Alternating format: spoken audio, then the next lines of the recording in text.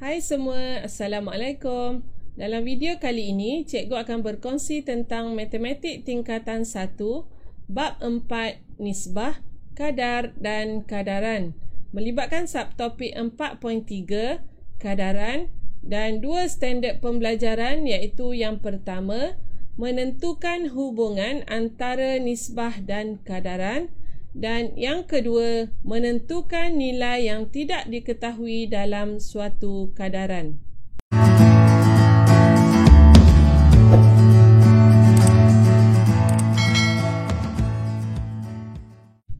Okey, kita akan lihat hubungan antara nisbah dan kadaran. Okey, apakah yang dimaksudkan dengan kadaran? Okey, kadaran ialah suatu hubungan yang menyatakan kesamaan antara dua nisbah ataupun dua kadar. Kadaran boleh diungkapkan dalam bentuk pecahan.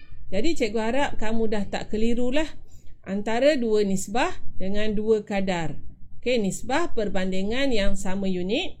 Kadar ialah perbandingan di antara dua unit yang berbeza. Jika nisbah dua pasangan kuantiti adalah setara, maka dua pasangan kuantiti itu adalah berkadaran. Okey, contohnya 5 jam per 3 anak patung sama dengan 20 jam per 12 anak patung. Okey, di sini kalau kamu lihat, macam mana kita nak tahu dia ialah yang setara. Dia adalah nisbah setara. Okey, dalam video yang sebelum ni pun cikgu dah tunjukkan cara untuk kita menentukan dua nisbah tersebut setara. Jadi di sini kalau kamu lihat 5 jam. Okey, contohnya 5 jam 20 jam. Apa kaitannya? Sama ada mendarab atau membahagi. Jadi 5 darab 4 kita dapat 20. Jadi untuk pastikan dia ialah pecahan nisbah setara, yang bawah ni pun kita akan darab dengan 4. Okey, mendarab atau membahagi nisbah tersebut kepada nombor yang sama. Okey, nombor yang sama. Maksudnya kalau atas kita darab 4, yang bawah kita mesti darab 4 juga. Untuk pastikan dia ialah nisbah yang setara. Jadi 5 darab 4, 20. Dan 3 bila kita darab 4, kita dapat 12. Apabila dua pasangan kuantiti itu setara, maksudnya dua pasangan tersebut ialah berkadaran. Okey, dia mesti setara. Okey, kita lihat seterusnya. Okey, soalan yang pertama, tulis satu kadaran bagi setiap situasi yang berikut. Okey, jika 3 biji bola berharga RM5, maka 12 biji bola itu berharga RM20. Jadi bila kita nak tulis dalam bentuk kadaran, kita mesti pastikan dalam bentuk nisbah, okey, ataupun dalam bentuk kadar dan ada tanda sama dengan.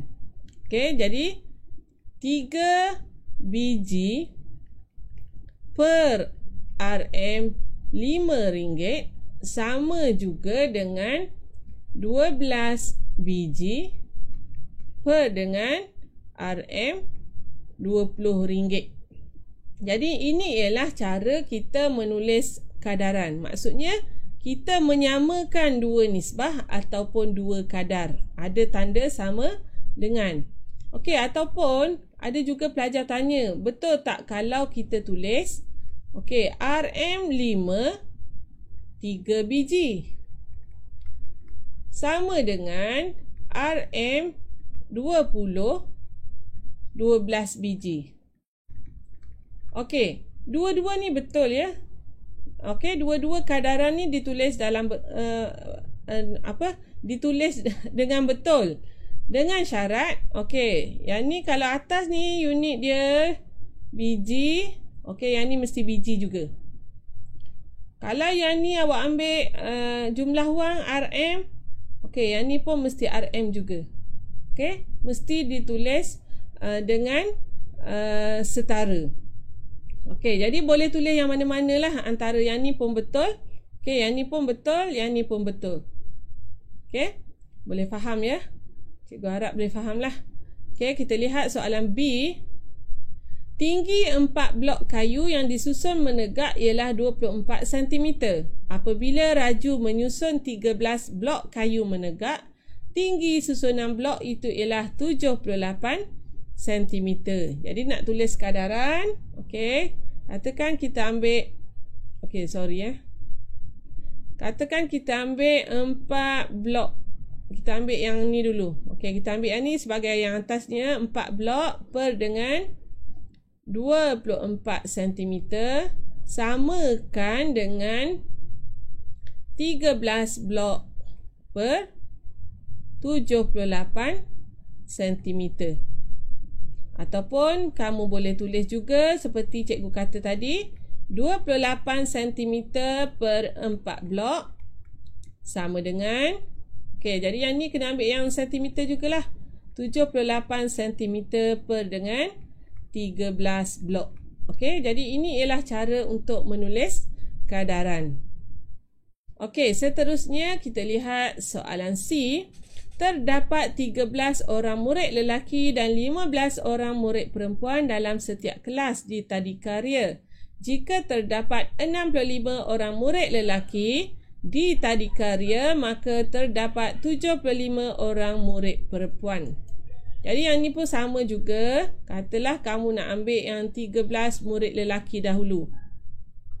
Jadi 13 orang murid lelaki, okey, per dengan, okey, kamu perkan dengan 15 orang murid perempuan. Okey, sama dengan, okey, sekejap ya. Okey, sama dengan, okey, yang atas mesti ambil murid lelaki jugalah. Jadi 65 orang murid lelaki per dengan, okey, 75 orang murid perempuan.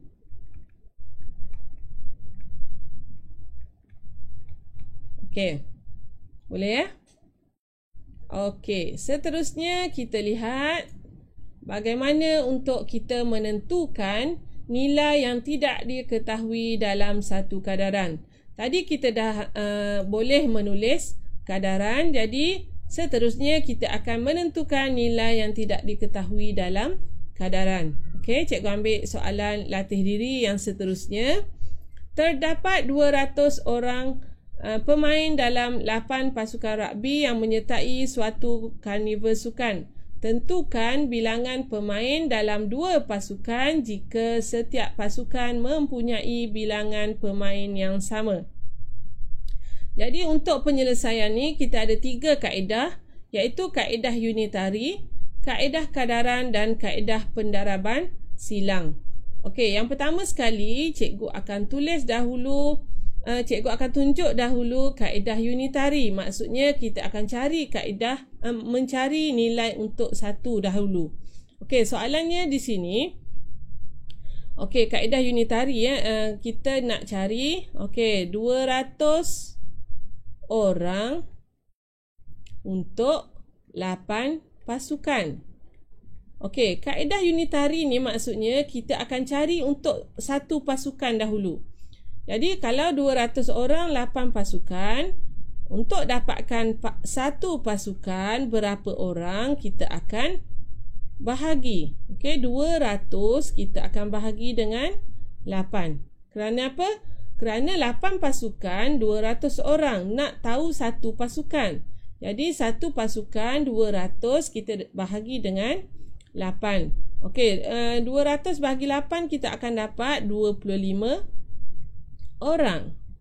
Okey, ni maksud kaedah unitari. Maksudnya kaedah kita cari untuk satu pasukan. Okey, satu pasukan 25 orang. Dan soalannya, tentukan bilangan pemain dalam 2 pasukan. Okey, jadi 2 pasukan. Okey, kalau satu pasukan 25 orang, jadi 25 kita akan darab dengan 2. Jadi untuk 2 pasukan kita akan dapat 50 orang pemain. Okey, ni kaedah yang pertama, kaedah unitari. Okey, cikgu akan tunjuk juga kaedah yang kedua iaitu kaedah kadaran. Maksudnya kita akan tulis dalam bentuk kadaran. Okey, 200 orang. Okey, ni yang tadi kita tulis dalam bentuk kadaran, 8 pasukan. Okey, yang ni kita tak tahu. Okey, berapa orang bahagi 2 pasukan. Jadi katakan yang kita tak tahu ni cikgu gantikan dengan X. Okey, nilai yang kita tak tahu. Kita ganti dengan huruf dahulu.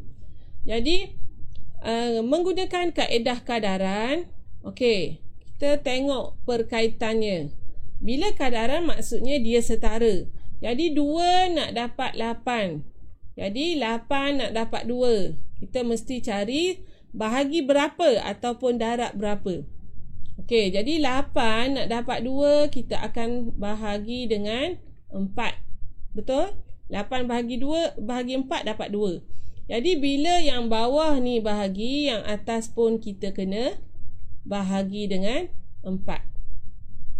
200 bahagi 4 sama dengan X orang. Boleh faham ke?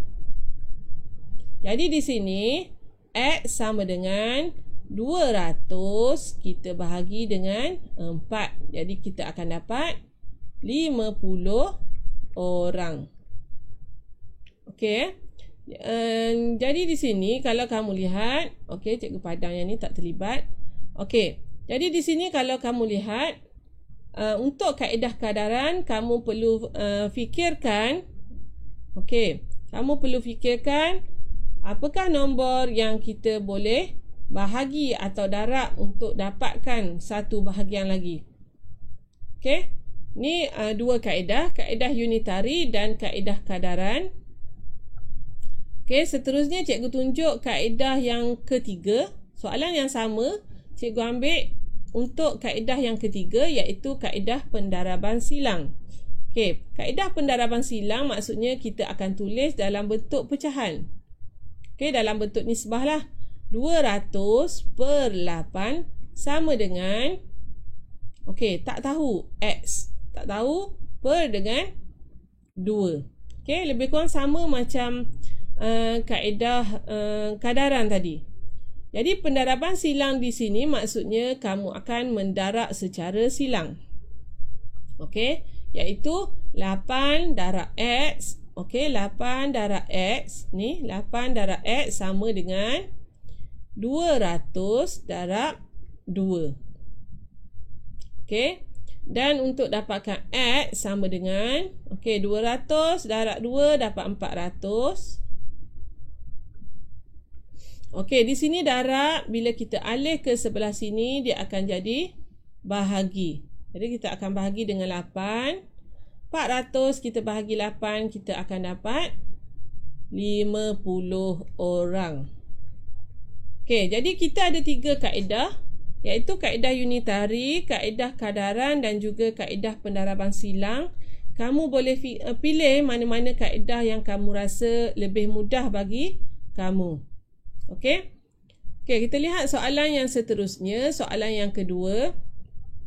Dalam ujian segak semasa waktu pendidikan jasmani, Amir boleh melakukan senaman tekan tubi sebanyak 60 kali dalam masa 3 minit. Berapa kali tekan tubi yang boleh dilakukan oleh Amir dalam masa 5 minit? Dan kita mengandaikan Amir boleh melakukan senaman pada kadar yang sama. Maksudnya kita mengandaikan setara lah. Okey. Jadi yang pertama kita ambil maklumat dulu. Okey, 60 kali dalam masa 3 minit. Okey, 60 kali dalam masa 3 minit. Jadi kita nak dalam masa 5 minit. Katakan cikgu nak guna kaedah unitari. Maksudnya kaedah mencari untuk satu. Okey, kaedah unitari. Okey, dalam masa 3 minit Amir boleh buat 60 kali. Jadi sekarang ni kita akan cari untuk 1 minit. Okey, kalau 3 minit 60 kali, untuk cari dalam seminit kita akan bahagilah. 60 kita bahagi dengan 3, iaitu kita akan dapat 20 kali. Okey, ni kaedah unitari. Kita cari untuk 1. Okey, 3 minit 60 kali. Kalau 1 minit 60 kita bahagi dengan 3, kita akan dapat 20 kali. Dan soalan kita bertanya, berapa kali tekan tubi yang boleh dilakukan dalam masa 5 minit. Okey. Jadi dalam masa 5 minit, okey, kalau 1 minit tadi 20 kali, nak dapat 5 minit, kita akan darab dengan 5. Jadi kita akan dapat 100 kali. Okey, jadi yang ni cikgu guna kaedah unitari. Okey, kita lihat soalan yang ketiga. Seorang peladang menanam 3 pokok cili per 0.5 meter persegi. Berapakah pokok cili yang boleh ditanam oleh peladang itu dalam suatu kawasan seluas 85 meter persegi? Okey, jadi katakan yang ni cikgu nak guna kaedah pendaraban silang. Okey, pendaraban silang kita tulis dalam bentuk nisbah, kadaran. Jadi 3 pokok